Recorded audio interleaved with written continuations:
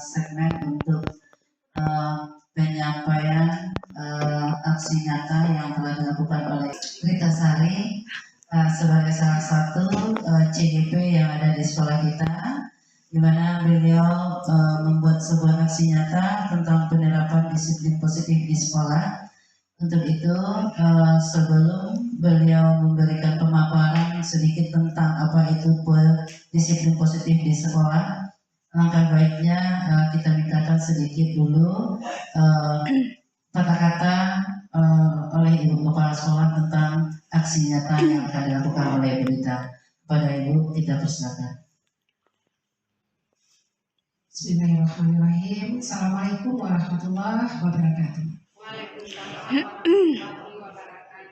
Bapak dan Ibu yang kita hormati, hari ini kita cukup berbahagia ini karena Ibu Rita Sari akan berbagi kepada kita bersama aksi nyata yang sudah dilakukan sebagai bentuk dari pemahaman beliau terhadap modul dari guru penggerak selama kegiatan beliau ini dalam calon guru penggerak, pendidikan calon penggerak. Salah satu modulnya adalah penerapan disiplin positif. Nah, bentuk dari aplikasi apa yang sudah dia pelajari, maka Ibu Rita hari ini akan berbagi bersama-sama untuk kita bagaimana aksi nyata dalam menerapkan disiplin positif baik di lokal maupun di lingkungan sekolah.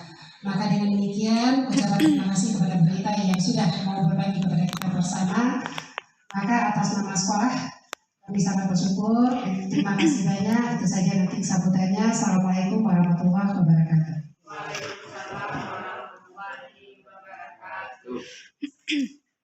Terima kasih kepada Ibu Kepala Sekolah. Selanjutnya Bapak Ibu, langsung saja kita mintakan kepada Ibu Rita Sari untuk memaparkan apa itu disiplin positif di sekolah yang diterapkan di sekolah. Dan kepada Ibu Rita kita persilakan. Bismillahirrahmanirrahim. Assalamualaikum warahmatullahi wabarakatuh. Pertama sekali tentunya saya berterima kasih kepada Ibu Kepala Sekolah, Wakil dan Bapak Ibu semuanya yang sudah memberi kesempatan dan mendukung saya dalam melaksanakan tugas sebagai guru penggerak. Di sini saya mencoba berbagi tentang ilmu yang didapatkan dari modul di dalam guru penggerak tersebut. Itu ada mengenai disiplin positif dan budaya positif. Maksudnya di sini berbagi bukan saya sudah melaksanakan secara keseluruhan, belum. Di sini saya masih mencoba belajar. Di sini mencoba berbagi, jadi tidak ada maksud untuk menggurui, tidak ada maksud bahwa lebih tahu dan lain sebagainya. Di sini saya mencoba untuk berbagi. Baik Bapak Ibu, ini menyebarkan pemahaman dan penerapan pengalaman budaya positif.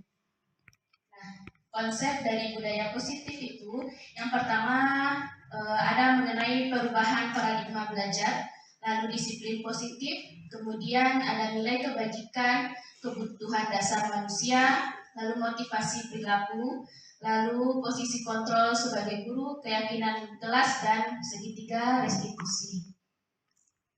Nah, pertama ada miskonsepsi tentang teori kontrol. Sebelumnya terdapat beberapa ilusi yang menyebabkan miskonsepsi mengenai teori kontrol. Yang pertama yaitu ilusi tentang guru mengontrol murid.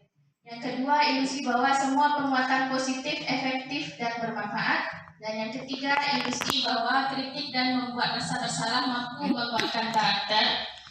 Ilusi bahwa orang dewasa berhak untuk memaksa. Nah, ini kembali kita luruskan bahwa mengenai teori kontrol, kita itu tidak bisa untuk memaksa keinginan, kita tidak bisa untuk dipaksakan terhadap orang lain. Nah, kita di sini mencoba untuk memahami keadaan orang lain. Nah, selanjutnya masuk pada disiplin positif.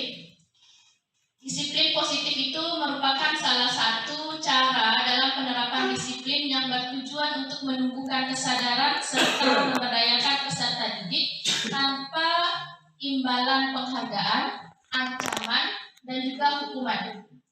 Sebagai pendidik, tujuan kita itu untuk menciptakan peserta didik yang memiliki disiplin diri sendiri sehingga mereka berperilaku mengacu pada nilai-nilai kebajikan universal dan memiliki motivasi intrinsik dalam perubahan perilaku ke arah yang lebih baik. Nah, adapun nilai-nilai kebajikan universal, nilai-nilai kebajikan yang ingin dicapai pada anak Indonesia itu dikenal dengan profil belajar Pancasila. Adapun dimensinya, yang pertama tentu beriman bertakwa kepada Tuhan Yang Maha Esa, lalu mandiri, bernalar kritis, kebinekaan global, gotong royong, dan kreatif. Selanjutnya masuk pada teori motivasi perilaku manusia. Nah, teori motivasi perilaku ini dibagi dua, ada motivasi eksternal dan juga motivasi internal. Di mana motivasi eksternal di sini motivasi yang muncul bukan dari dalam kesadaran diri sendiri. Nah, di sini bisa kita lihat motivasi eksternal itu seperti seseorang melakukan sesuatu untuk menghindari ketidaknyamanan yang mereka hadapi. Yang kedua, untuk mendapatkan imbalan dari orang lain. Nah, sedangkan pada motivasi internal yaitu untuk menghargai diri sendiri. Nah, di sini dijelaskan nampak antara perbedaan ada hukuman, konsekuensi, dan restitusi. Hukuman itu berbentuk tidak terencana atau dilakukan secara tiba-tiba.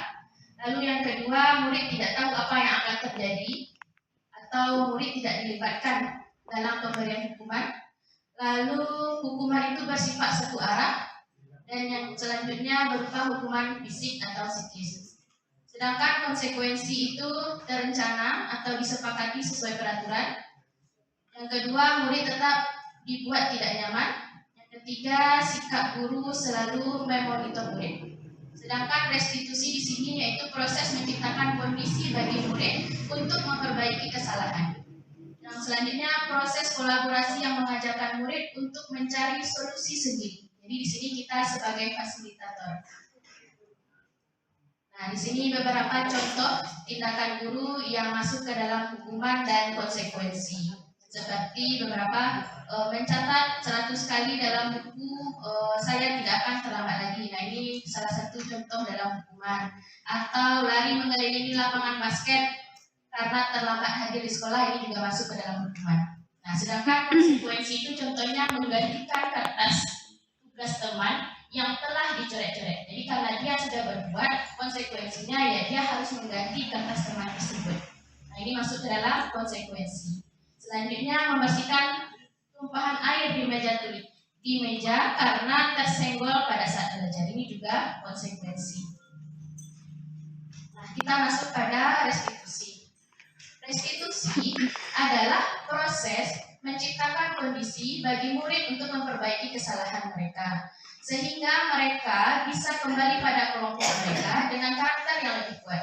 Restitusi juga merupakan proses kolaboratif yang mengajarkan murid untuk mencari solusi untuk masalah mereka dan membantu murid berpikir tentang orang seperti apa yang mereka inginkan dan bagaimana mereka harus memperlakukan orang lain. Nah, di sini terdapat beberapa ciri-ciri dari restitusi. Yang pertama, bukan untuk menebus kesalahan, namun untuk belajar dari kesalahan. Yang kedua, memperbaiki hubungan. Lalu tawaran, bukan paksaan. Restitusi menuntut untuk melihat ke dalam diri. Restitusi mencari kebutuhan dasar yang mendasari tindakan. Restitusi diri adalah cara yang paling baik. Selanjutnya, restitusi fokus pada karakter tindakan. Restitusi fokus pada solusi. Dan restitusi mengembalikan murid yang berbuat salah pada kelompoknya. Selanjutnya, kita masuk pada bagian keyakinan kelas. Nah, di sini muncul pertanyaan, mengapa keyakinan kelas bukan peraturan kelas?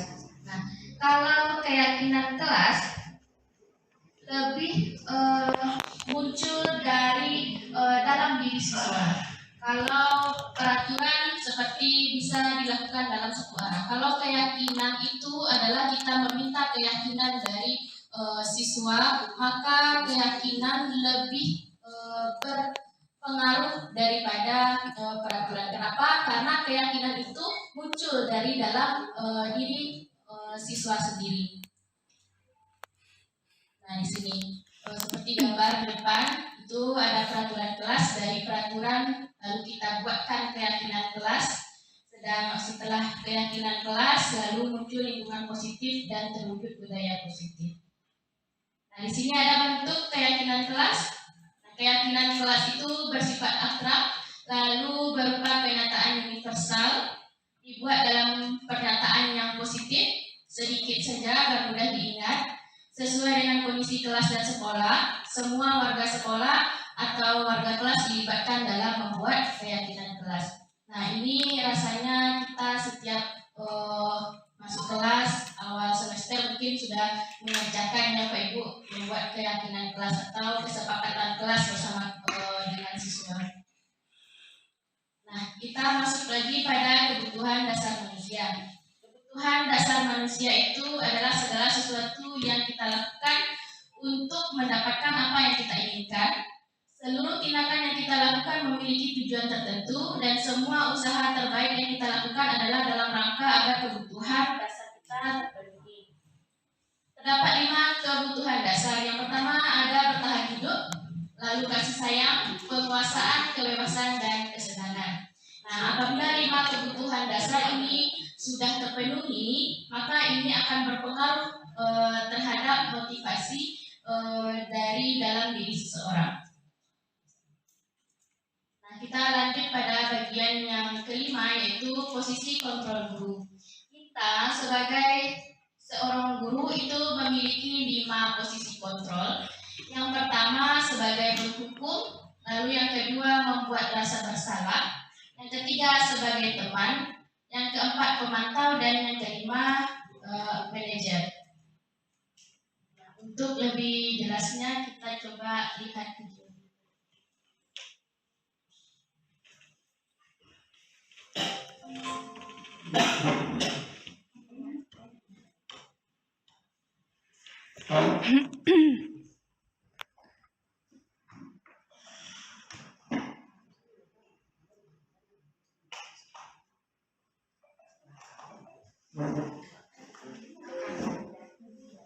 Posisi pemantau atau monitor dan 5 posisi manajer.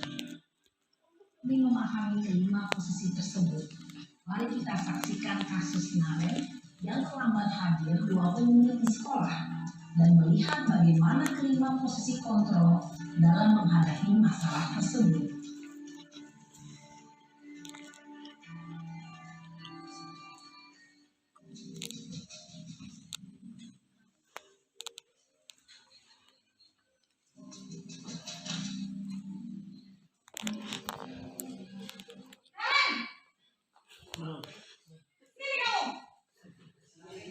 Gurita marah-marah.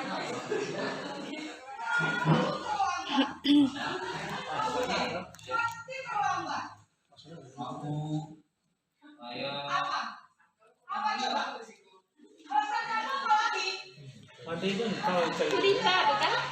pandai berita jadi model, mirip.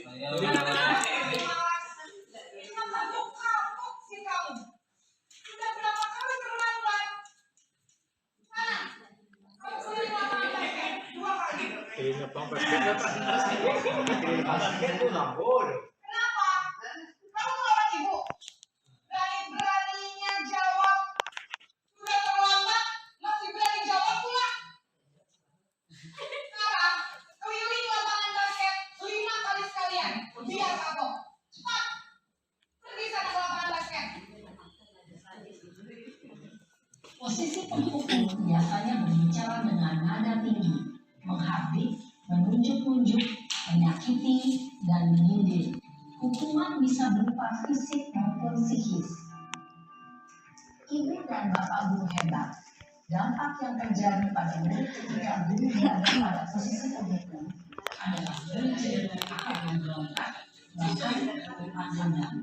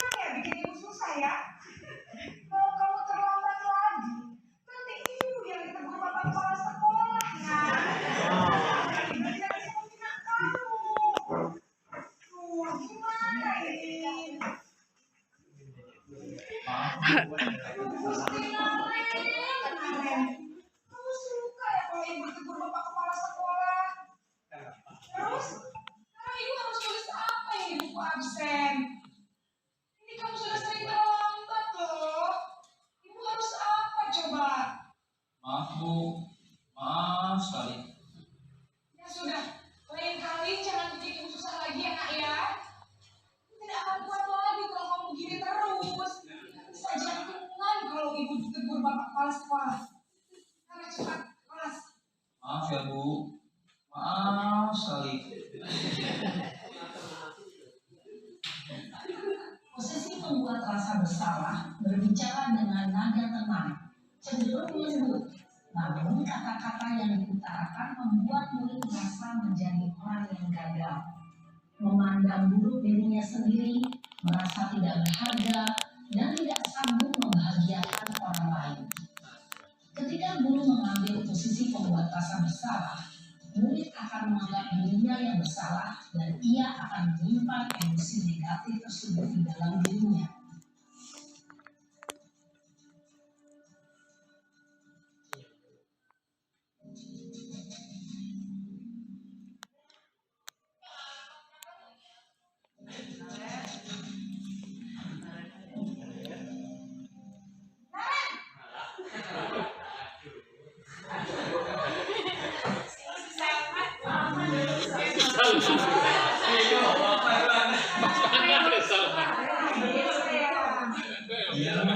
Tadi saya membawakan saya. Kamu malah menyalahkan ibu kamu. Kamu bukannya anak yang larinya paling kencang. Kok terlambat sih? Iya Bu, saya memang terlambat bangun tadi. Jadi biarpun saya lari kencang, tetap gak kesenja Bu. Ya sudah sana. Nanti lain kali larinya lebih kencang lagi ya. Biar gak terlambat lagi. Bikin seneng ibu demi ibu. Bisa kan? Bisa Bu. Ya sudah sana masuk kelas. Ibu beresin urusan absen kamu. Kamu ini ada-ada saja. Dalam kesimpulan, guru berbicara dengan nada suara ramah, akrab, cenderung bersenda gurau untuk menjaga suasana tetap santai. Murid akan merasa senang, aman, dan akrab dengan guru. Identitas yang tercipta adalah identitas sukses atau berhasil. Namun, perlu diingat, karena ini masih dorongan eksternal, maka ada faktor ketergantungan dari murid kepada orang tertentu. Di sini, guru absennya, sehingga di lain waktu, murid bisa berperilaku baik, namun hanya kepada orang-orang tertentu saja.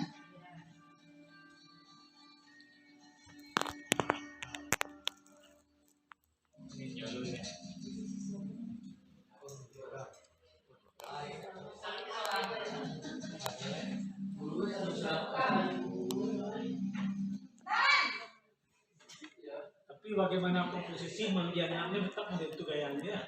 Ayo. Daren. Karen, apa peraturan sekolah kita tentang jam berapa kita harus masuk sekolah, nak? Kita harus di sekolah jam 7 Bu. Iya betul, sekarang sudah jam 7.20. Kalian sudah tahu konsekuensinya jika terlambat hadir. Paham Bu, saya harus tinggal kelas pas jam istirahat selama 20 menit. Ya benar, konsekuensinya demikian. Jadi nanti jam 9.30 pas istirahat, kamu harus tinggal di kelas, kerjakan tugas tambahan untuk ketertinggalan kamu, ya. Baik, Bu. Posisi pemantau mengandalkan penghitungan atau data untuk mengontrol murid. Guru mengarahkan murid berdasarkan peraturan dan konsekuensi. Seorang pemantau menunjukkan bahasa tubuh dan ekspresi wajah yang datar dan cenderung formal.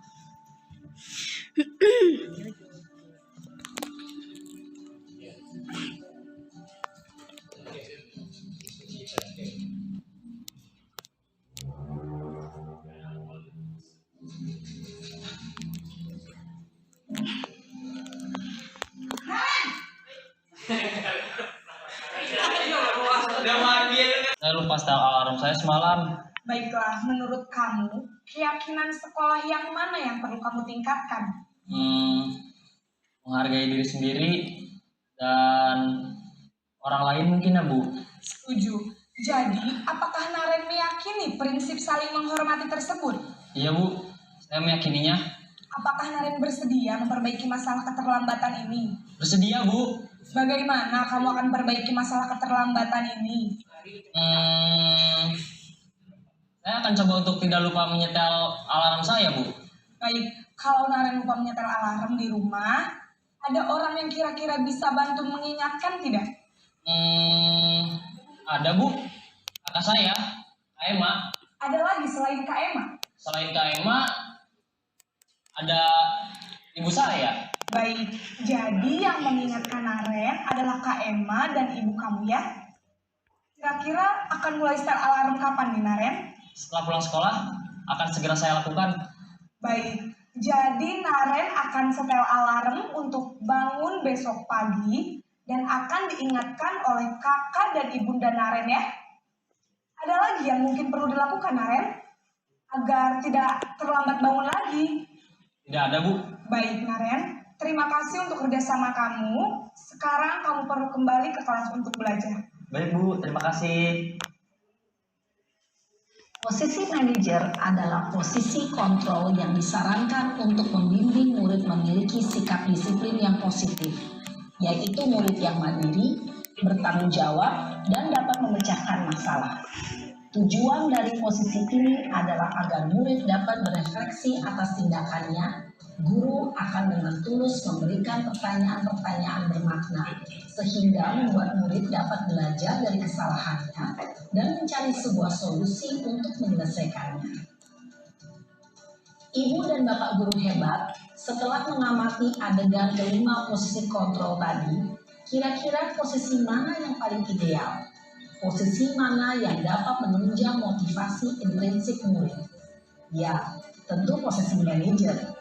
Posisi ini memang posisi ideal yang ingin dituju setiap pendidik. Pada posisi inilah, guru dapat menerapkan disiplin positif yang berpihak pada murid, yang memerdekakan murid. Perjalanan seorang pendidik tentunya tidak mudah untuk sampai pada posisi seorang manajer. Namun, tujuan kita pasti, yaitu menciptakan murid-murid yang mandiri, merdeka, dan bertanggung jawab. Semoga penggambaran 5 posisi kontrol yang telah diperlihatkan ini dapat menjadi ajang refleksi bagi kita semua, agar dapat terus mengasah dan menerapkan disiplin positif yang memerdekakan murid. Mari terus berlatih dan bersemangat.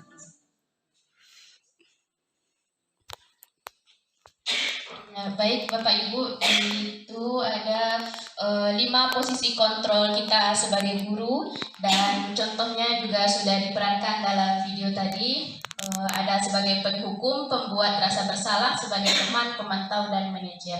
Di mana di sini disebutkan bahwa posisi yang paling ideal itu yaitu posisi manajer. Nah, selanjutnya masih posisi kontrol. Nah, kita masuk lagi pada segitiga restitusi. Segitiga restitusi di sini yaitu suatu proses dialog yang dijalankan oleh guru agar dapat menghasilkan siswa yang mandiri dan bertanggung jawab. Dalam segitiga restitusi itu terdapat 3 tahapan. Yang pertama yaitu validasi akan tindakan yang salah, lalu mencoba menanyakan keyakinan, dan menstabilkan identitas. Kita mulai dulu yang pertama yaitu menstabilkan identitas. Di mana untuk menstabilkan identitas di sini untuk membuat anak yang merasa gagal karena berbuat salah menjadi positif terhadap dirinya. Jadi ketika terdapat anak yang melanggar aturan, jadi kita mencoba untuk menanamkan atau menstabilkan dirinya bahwa meskipun dia berbuat salah, meskipun dia gagal, maka tetap tanamkanlah hal-hal yang positif dalam dirinya. Seperti hal-hal yang bisa kita lakukan, bisa memberi kata atau ucapan berbuat salah itu hal yang manusiawi, tidak ada manusia yang sempurna, kita pun sebagai guru juga pernah berbuat salah. Jadi di sini untuk menstabilkan keadaan siswa. Lalu yang kedua, kita lanjut pada tahapan validasi kebutuhan. Nah, di sini kita mencoba membantu siswa dalam menganalisis kebutuhan dasar yang ingin dipenuhi ketika mereka melakukan kesalahan. Jadi pada dasarnya setiap tindakan yang dilakukan oleh manusia itu memiliki tujuan, yaitu tujuannya memenuhi kebutuhan dasar. Apakah itu penguasaan, kebebasan, kasih sayang, rasa diterima, kesenangan, atau untuk bertahan hidup. Nah, di sini kita bisa menggunakan kata-kata kamu pasti bisa dalam melakukannya. Apa yang penting bagi kamu, kamu boleh tetap terus berusaha menjaga sikap, tapi kita tetap tanamkan yang positif atau mengarahkan ke hal-hal yang positif. Lalu selanjutnya menanyakan keyakinan. Nah, di sini anak melihat kesan ibu, materi atau aksi nyata tugas dari guru penggerak yang dapat saya bagikan kepada Bapak Ibu. Terlebih terkurangnya mohon maaf Bapak Ibu, tidak ada maksud sama sekali untuk menggurui dan lain sebagainya. Maklum ini juga pertama kali berdiri di depan, jadi mohon maaf atas segala kesalahan dan kekurangan. Sekian, assalamualaikum warahmatullahi wabarakatuh.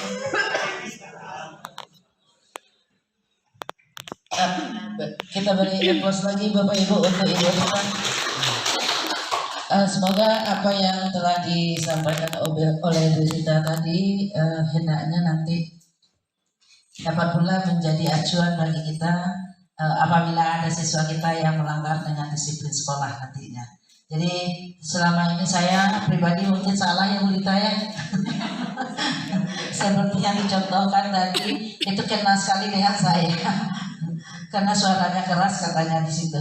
Baik Bapak Ibu, itulah tadi penyampaian aksi nyata yang akan dilakukan oleh Ibu Rita Sari dalam modul berapa Bu Rita? Modul 1.4 tentang disiplin positif di sekolah. Mudah-mudahan apa yang telah disampaikan oleh Bu Rita tadi dapat pula menjadi pencerahan buat kita. Terlebih terkurang kita ucapkan terima kasih kepada Bu Rita sudah membukakan pintu mata kita juga untuk perbaikan ke depannya, dan sekali lagi saya ucapkan terima kasih dan kita sudahi dengan assalamualaikum warahmatullahi wabarakatuh.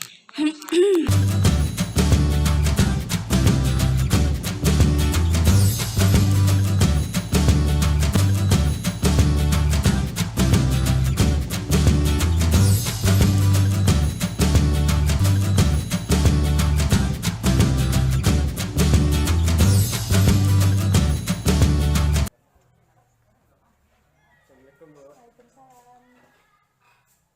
Bagaimana kabarmu hari ini Raka? Baik, Bu. Apakah Raka tahu kenapa Ibu memanggil ke sini? Betul. Oke, jadi begini ya Raka. Tadi Ibu mendapatkan laporan bahwa Raka mencontek PR teman. Apakah itu benar? Benar, Bu. Kenapa Raka mencontek PR teman? Saya lupa mengerjakannya di rumah, Bu.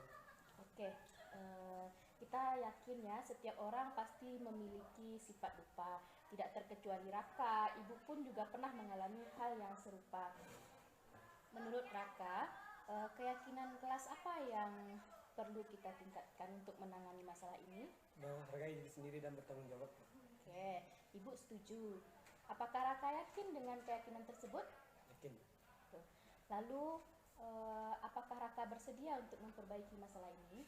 Bersedia. Oke, baiklah. Kalau kamu bersedia, hal apa yang harus dilakukan untuk memperbaiki masalah ini?